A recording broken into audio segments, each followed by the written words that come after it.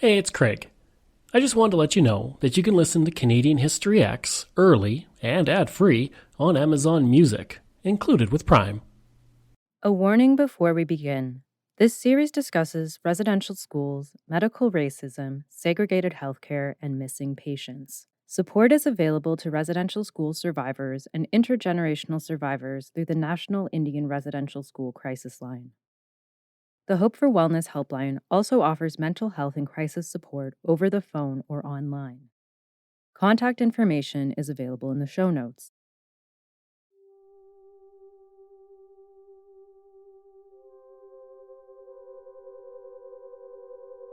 This idea of Canada's behavior being criminal is picked up by Bryce when he takes one more crack at the public. He realizes by this point the government isn't going to move on its own.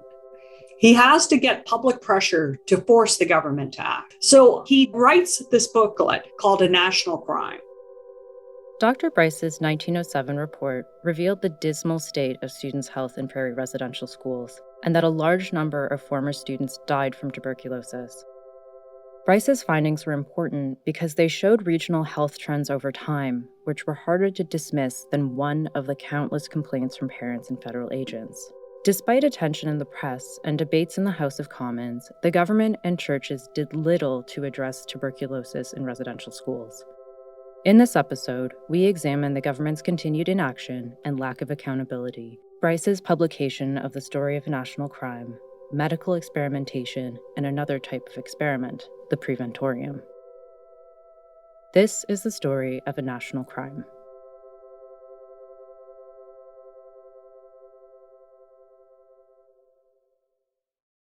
A reminder that quotes from historical correspondence use terms that are no longer acceptable, and some descriptions can be graphic. We have kept that language intact when quoting historical sources.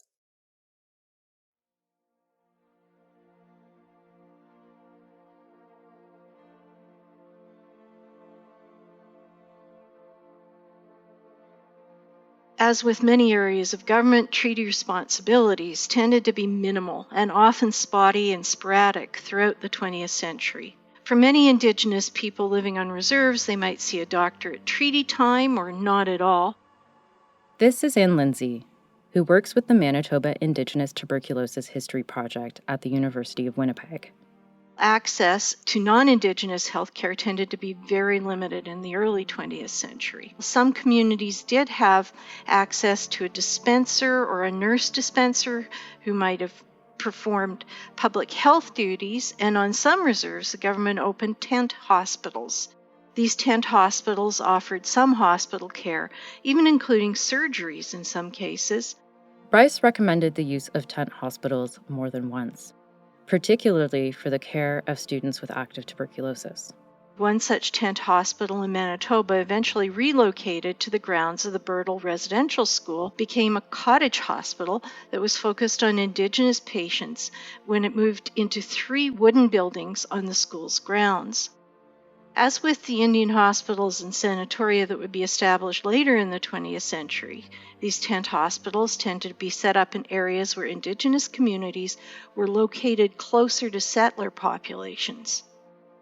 As we heard in earlier episodes, medical care in residential schools was equally sporadic. But was always governed by pressure to save money. Some schools had nurses and physicians available, some did not. Even when physicians were nominally available, they were not necessarily called right away when students fell ill. Some schools' physicians lived far enough away that they might not be available for periods of time depending on weather and ice conditions. Some schools had what they called hospitals on site, although these were often just a room or two set aside for sick and especially for contagiously ill students. Since the Department of Indian Affairs did not employ doctors, local physicians split their time treating non-Indigenous and Indigenous populations. First Nations communities and residential school students' health was not attended to as quickly as was required. Following the 1907 Bryce Report, the government requested few in-depth reports on the prevalence of tuberculosis in residential schools in the prairie provinces.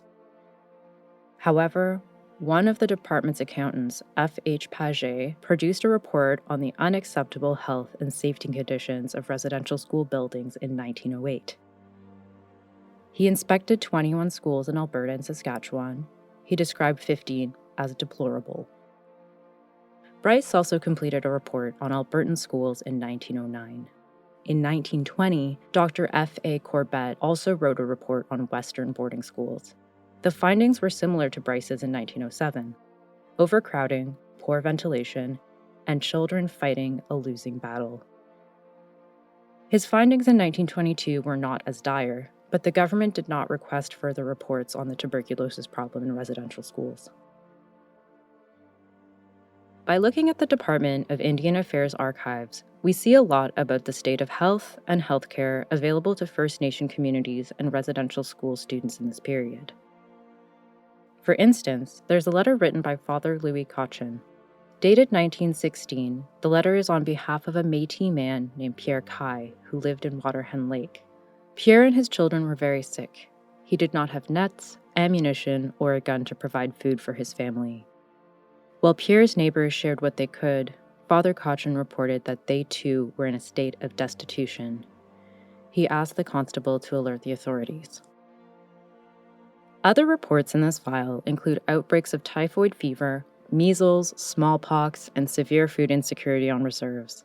At this time, the Indian Act contained regulations that allowed forcible action to be taken against First Nations on reserves related to public health. For example, if an Indian agent felt parents did not keep their homes clean, they could intervene and remove the children. Indian agents also enforced quarantine regulations and fumigated people's homes as a response to smallpox outbreaks. Quarantine is when a group of people is separated from the wider population and their movements are restricted. This happened at the Onion Lake Residential School, for instance. The Onion Lake Agency also submitted a report in 1918 on the influenza pandemic in First Nation reserves. Even though epidemics were seemingly rampant both on reserve and in schools, Duncan Campbell Scott abolished the federal medical officer position in 1918. During the First World War and the decades to follow, notions of Indigenous peoples being a dying race were common in political and public discussions, and these ideas, coupled with intentional neglect, meant that the government spent less on fulfilling treaty obligations. Getting rid of the federal medical officer position was particularly harmful given that many First World War soldiers returned to Canada in 1918 with contagious influenza. 30,000 to 50,000 people died during the influenza pandemic in Canada, 4,000 being status Indians. 1918 would also be a pivotal year for Dr. Bryce. More after this.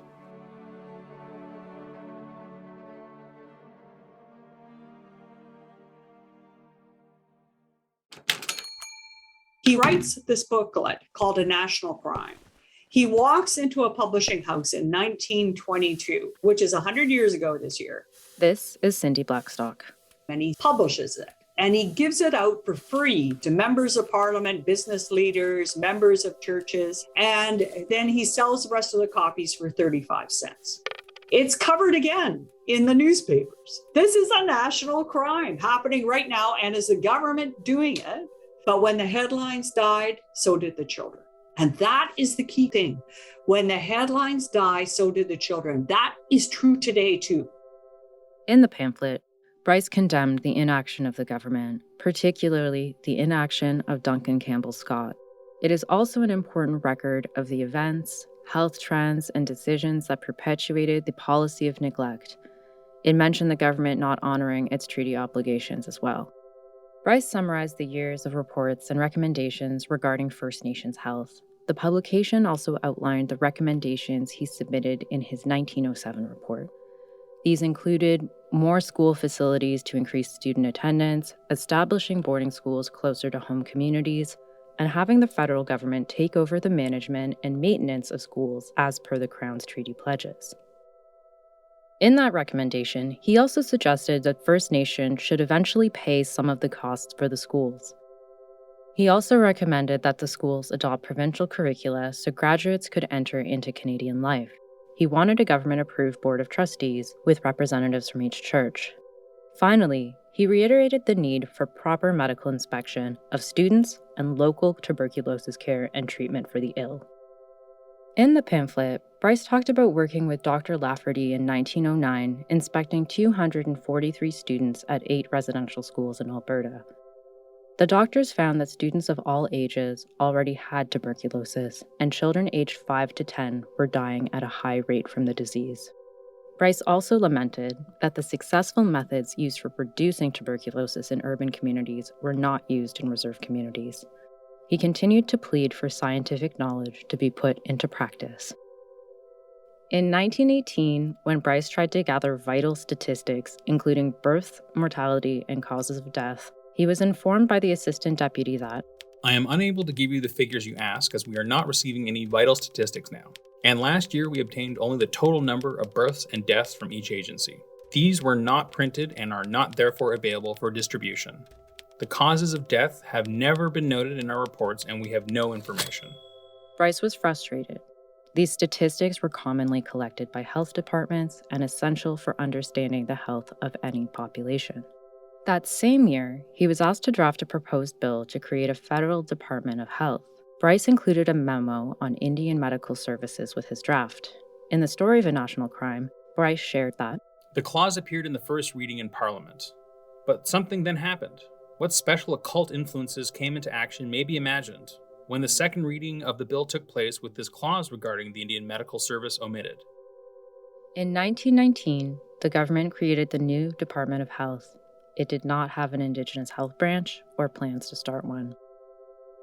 Bryce concluded the 1922 pamphlet by highlighting the ongoing consequences of the government's refusal to uphold their treaty obligations. "The degree and extent of this criminal disregard for the treaty pledges to guard the welfare of the Indian wards of the nation may be gauged from the facts once more brought out at the meeting of the National Tuberculosis Association in Ottawa on March 17, 1922. The superintendent of the Capel Sanatorium gave there the results of a special study of 1,575 children of school age, in which advantage was taken of the most modern scientific methods. Of these, 175 were Indian children, and it is very remarkable that the fact given that some 93% of these showed evidence of tuberculosis infection coincides completely with the work done by Dr. Lafferty and the writer in the Alberta Indian schools in 1909. Here's Anne Lindsay again. He produced his book, National Crime, for a general audience. His story of a national crime, in particular, framed the picture of tuberculosis in the schools as a national issue, as the business of Canada and of all Canadians. It seems likely that had officials heeded Bryce's advice, the Indian hospitals and sanatoria would have seen far fewer patients. Like the 1907 report, the 1922 pamphlet contains statements that show that Bryce was not advocating for dismantling the colonial education system. He wanted more residential schools. He thought that children should be prepared to contribute to Canadian society as enfranchised adults, meaning rejecting their status. He even suggested First Nations themselves could contribute to the cost of the schools that caused so much harm. He was a man of his time, but he still had the humanity to advocate for students' health and safety.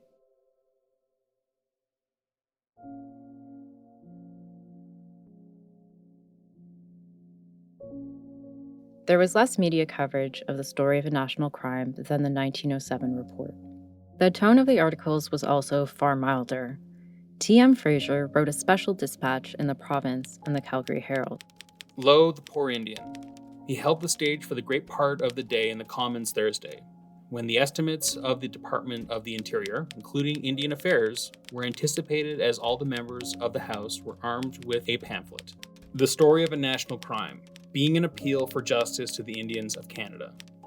The minister admitted during the discussions of the estimates that the Indians had not been looked after as they should be, and intimated that more money would be required for medical and educational purposes. If, as Dr. Bryce claims, 75% of the pupils of a school on one reserve were dead at the end of 16 years, mainly from tuberculosis, it would seem to be not too soon for the department to wake up." However, the parliamentary session and the dispatch focused on the conflict between Liberal Party members related to government spending on the militia. On the same day, the Daily Star described the proceedings in the House of Commons as dull, with a sprinkling of lively moments.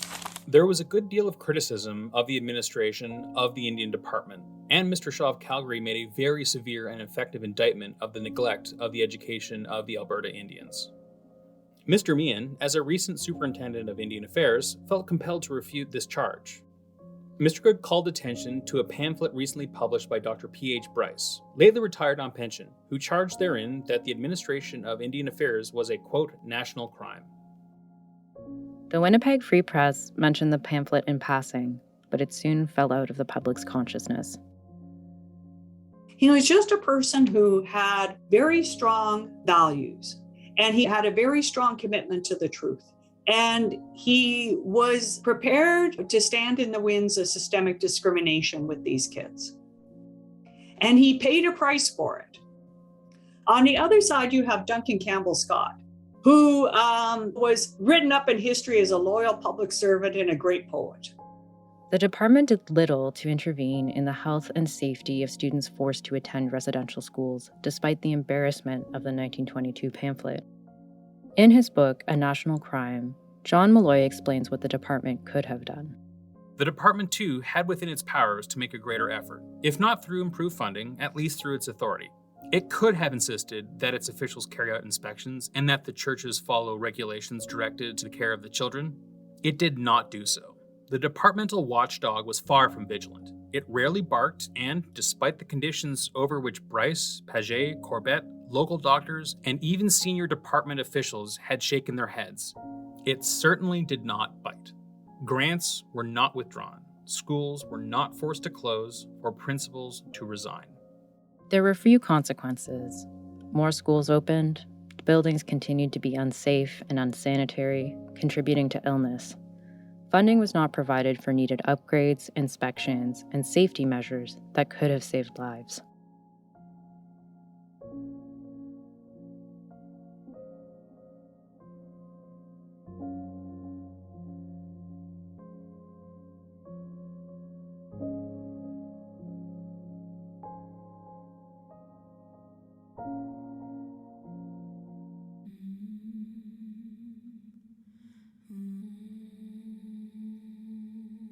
Dr. Bryce was relieved of his duties as Chief Medical Officer for the Department of Indian Affairs in 1913. The position remained vacant for 14 years.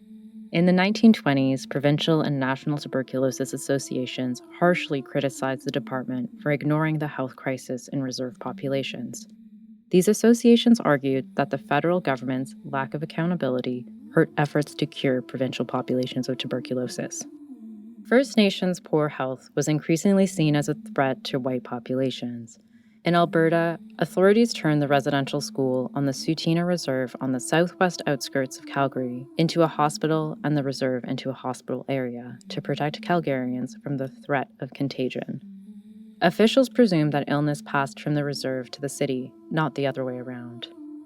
In 1920, the Indian Act was amended and residential school attendance was made mandatory. Helen McGuinness was a student at the school in the 1920s. She recalled, "We have lived an isolated life. After I became a young girl in my teens, we were still isolated. It was strange. Visiting Calgary during the Stampede was our only contact with the alien people of Calgary." The RCMP restricted the movement of people to enforce the isolation of the reserve. Remember that this was also the era of the pass system, which required people living on reserves to get written permission from the Indian agent to leave their community. In December of 1923, a reporter gave Duncan Campbell Scott a letter he received from a student named Edward B. at the Onion Lake Residential School. In the letter, Edward wrote, "We are going to tell you how we are treated. I am always hungry. We only get 2 slices of bread and 1 plate of porridge. 7 children ran away there hungry. I am not sick. I hope you are the same too. I am going to hit the teacher if she is cruel to me again. We are treated like pigs. Some of the boys always eat cats and wheat. I never ask anyone to give me anything to eat. Some of the boys cried because they are hungry. Once I cried too because I was very hungry." According to Cindy Blackstock, Scott told the journalist not to publish the letter, as the boy could not be trusted. He doubled down and said that 99% of children at the schools were too fat. In reality, The school was reported to the department for not serving enough food. Staff made children drink water before and after meals to fill their bellies. The Onion Lake Band Council wanted the principal removed. Here's Kayla again. Now, a study carried out between 1926 and 28 in schools in Saskatchewan underlined that the role that the schools were playing in spreading tuberculosis. And the study was carried out at schools that did not discharge students with active or infectious TB, and those students were often referred to by spreaders by those medical officers. And the study found that students who showed no signs of being infected at the time of their admission had then been infected within the first 2 years of their enrollment. According to the department's own rules, students should have been medically examined before going to school. As the schools received funding based on how many students it enrolled, principals pressured medical examiners to admit children with tuberculosis. During the Great Depression, the government further undermined healthcare for Indigenous peoples through spending cuts. 1932 to 33, Indian Affairs health budget was reduced by 20%, and in the Indian Affairs report, the department admitted that the government had been obliged to limit admissions of tuberculosis individuals going to sanatoriums and hospitals, a measure they acknowledged would result in the increase in spread of the illness. So tubercular patients were to be authorized to admissions of hospitals or sanatoriums only if they were in a condition of actual suffering. Those who are at risk of, say, disfigurement would be given special consideration if their outlook looked hopeful. With restrictions placed on sanatoria and hospital admissions, sick students were often sent home. Paul Hackett is a geographer who studies Indigenous health. They were taking kids from northern communities that may have had little or no tuberculosis in them, sending them to southern residential schools in the early part of the 20th century to be among kids who were coming from communities that were heavily affected by TB at the time. Kids that were sent potentially infected in schools and then eventually returned to their own communities and spread that disease back. That is a significant risk for northern communities by having children sent south and then have them return. On the other hand, we have the issue of communities in the north that were early on not considered to be priority to sign treaties. So in other words, the federal government didn't see a resource that they could exploit. So those places were largely ignored. They didn't have TB surveys early on in the north. They weren't doing active TB surveys in any significant frequency, but they were in the south. And that largely stems from First Nations communities, reserve communities, being seen as pools of disease. And if a reserve community is next to a non-Indigenous community, perhaps a city, then the closeness of that becomes an issue. But if you've got a remote, isolated community, flying community in northern Manitoba, where there isn't movement of people and therefore not potentially the movement of people with tuberculosis back to, say, Winnipeg, then it's not a priority. When thinking about the geography of tuberculosis, remember that northern communities also had considerable difficulty accessing medical treatment in the early decades of the 20th century.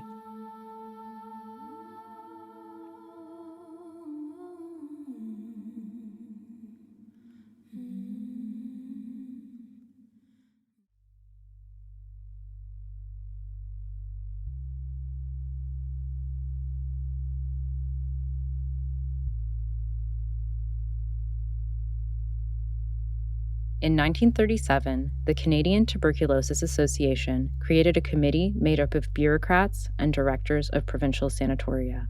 They met in Ottawa to determine how to control the threat of Indian tuberculosis.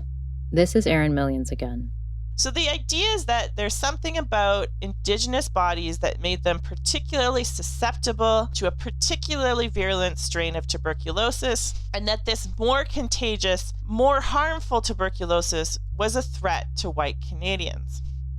Now, this was already part of a long history of pathologizing Indigenous bodies, which means to sort of think of Indigenous bodies as subpar or unhealthy in comparison to white bodies as the norm. This was all nonsense, and it was based on racism. During the meeting, the Indian Advisory Committee also recommended increasing tuberculosis case finding in residential schools and reserves, as well as the construction of Indian hospitals. The committee believed that Indigenous peoples required surveillance by medical personnel and training, supervision, treatment, or segregation. First Nations, Métis, Inuit peoples did have higher rates of tuberculosis than the general Canadian population, but this was the result of condition caused by colonization. There was nothing different or deficient in Indigenous bodies, but these higher rates of tuberculosis, combined with the supposed threat that Indian TB posed to white populations, meant that the federal government was forced into providing treatment for tuberculosis for First Nations and later for the Inuit. The Canadian Tuberculosis Committee was given $50,000 to address the perceived threat. The Indian Health Services Director, Dr. Irvin Lockwood Stone, started the meeting in Ottawa by dividing the country on a map into zones. Those to the south who are, generally speaking, in contact with and a menace to white populations, from those to the north, who are not. The committee divided the small sum between provinces based on a clumsy formula: Indians in contact with white people, and the probable amount of tuberculosis among them. Because 9,000 students were attending 60 schools in the white contact area, the committee dedicated 70% of the funding to the 4 western provinces to create facilities called preventoria in residential schools. During this period, the Department of Indian Affairs attempted to run several preventoria. These institutions often included extra educational facilities and were even sometimes attached to existing sanatoriums. The churches who ran the schools preferred preventoriums over sanatoriums as it allowed them to maintain enrollment at the residential school and control over the students. And you feed them well, and you don't overcrowd them, and you don't give them stress, and give them enough exercise, and you basically are creating a facility that for at-risk children to prevent them from developing active TB. And we're going to take kids from schools who have TB or who are infected but not have active TB, put them all together and kind of isolate them. In theory, the preventorium was supposed to offer susceptible students the things they did not have in residential school: a nutritious and varied diet, on-site doctors and a nurse, safe and sanitary facilities, and rest, play, and exercise. In reality. And what they did was they actually attached it to a residential school. And so the kids were actually mingling with healthy kids. The federal government opened a preventorium at Fort Alexander Residential School in Manitoba, and some in British Columbia as well. Staff at Fort Alexander needed to bring in children that met the criteria established by the Department of Indian Affairs, including exposure to tuberculosis, early indications of tuberculosis, malnourishment, and most importantly, not having active tuberculosis. But after decades of unsafe facilities, parents saw residential schools and this new preventorium as death sentences for their children. So few parents were willing to send their children to this kind of facility. They ended up taking kids who had active TB. By December 1938, medical inspectors realized that strict admission guidelines were not being followed. Students in the preventorium were sick enough to transmit tuberculosis to their peers. The Fort Alexander Preventorium was closed 2 years after it opened.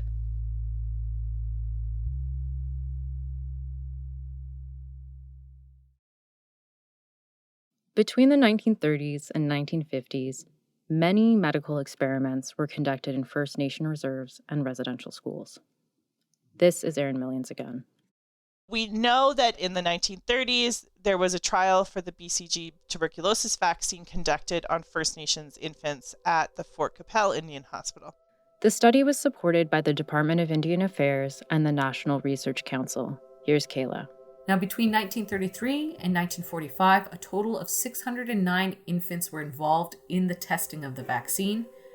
Half were given the vaccine, half not. The unvaccinated infants were born at home in order to avoid discussions around parental consent. Nearly 5 times as many cases of tuberculosis were found amongst the unvaccinated children than those who were vaccinated. But it's so important for me to note that of those 609 children, 77 of them died before their first birthday, mostly due to digestive and intestinal diseases, and only 4 of them had died due to tuberculosis. Both the vaccinated and unvaccinated groups had at least twice as many non-tuberculosis deaths as the general population. After 7 years, 105 of the children had died due to pneumonia or gastroenteritis. So this study demonstrated the effectiveness of the vaccine, but it highlights other health concerns. Here's Erin again. Recent research has also revealed that there were drug therapy experiments conducted in some communities in north central Saskatchewan beginning in the 1950s. Historian Ian Mosby has shown that nutrition experiments were carried out on residential school students around the same time. Ian Mosby is a history professor at Toronto Metropolitan University. His research shows how hundreds of residential school students were subjected to nutritional experiments in the 1940s and 1950s. Doctors were studying the progression of illnesses they knew how to treat through better nutrition. Since the students were forced to attend schools far from home, parental consent was not a concern. Cindy Blackstock explained that Dr. Frederick Tisdale, a doctor at the Hospital for Sick Children in Toronto, conducted this research. We have to return to the founding principle that makes colonization happen, which is the dehumanization. Because once you dehumanize, then a lot of stuff becomes possible. And what did we see? Well, first of all, we saw the doctor who founded Pablum decided that he was so interested in nutrition experiments, maybe it would be a good thing to withhold basic nutrients from children in residential schools and see what happened. Pablum is a food that prevents malnutrition in babies. Health workers who undertook the studies did not advocate for better conditions, and the research did not lead to improvements in reserve communities or residential schools. In 1937, Edwin Wootney from the Red Pheasant Reserve in Saskatchewan wrote a letter to the Indian branch of the Department of Mines and Reserves. The letter said, I am forwarding you my request for an admittance to the sanatorium of Eleanor Wootney. This girl was discharged from the Anglican Indian Residential School at Onion Lake with signs of TB on the 25th of May, 1937.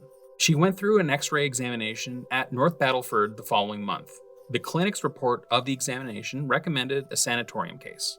I would be very much pleased if you would grant me her admittance to one of the sanatoriums, as she stands a good chance of recovery. A lawyer followed up with the Department of Public Health in Regina and federal representatives in Ottawa. He acknowledged the need to secure care for Eleanor, who had been infected with tuberculosis at the St. Barnabas Residential School in Onion Lake. The school's principal returned her to her family and community. While she had been recommended sanatorium care, nothing else was done. The letter also mentions an article in the Saskatoon Star about a municipality that passed a resolution protesting the number of people with tuberculosis on the James Smith Reserve, resulting in the infection of white neighbors. The council wanted the department to survey the conditions of the reserve and take action. Again, those actions would be driven by fears of tuberculosis spilling into non-Indigenous communities.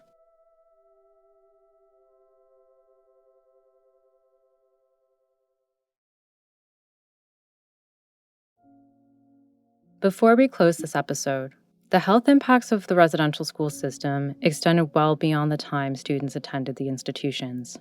Generations were exposed to unsafe and unsanitary conditions, but also subjected to emotional, physical, and sexual abuse by those in charge.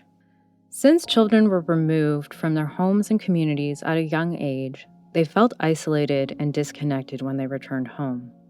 Many had to figure out how to parent when they had their own children. They had not grown up with love, support, or affection.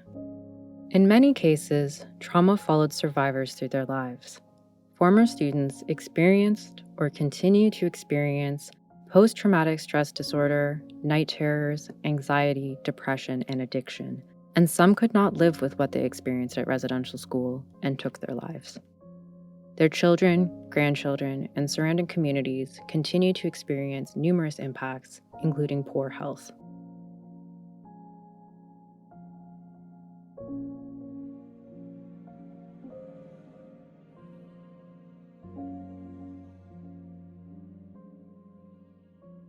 The Story of a National Crime podcast is written and produced by me, Maya Foster Sanchez, and presented by Knockabout Media. It is co-produced by Ryan Barnett with additional voices by Gabriel Miracle. This project has been made possible by the Government of Canada. If you're a residential school survivor or intergenerational survivor, you can access support through the National Indian Residential School Crisis Line at 1-866-925-4419. Mental health and crisis support is also available through Hope for Wellness at 1-855-242-3310. Our series advisors are Teresa Edwards, Kayla Johnston, and Aaron Millions. This episode featured interviews with Cindy Blackstock, Teresa Edwards, Paul Hackett, Aaron Millions, Kayla Johnston, and Ann Lindsay. Special thanks to Lindsay Gibson, Gabriel Miracle, and Caleb Ellison Dysart. For a list of sources used in this episode and to download the listening guide, visit knockaboutmedia.com. On the next episode. And for some patients, bed rest meant, similar to a jail sentence, 23 hours a day, no sunshine. So you're 2 years old and you are stuck in bed. And anyone who knows a toddler, they're full of energy. They're exploring how their body works. They're figuring things out like balance and muscle memory and all of these things that are important for the foundations of the rest of their life. Well, I don't know a 2-year-old that can do that.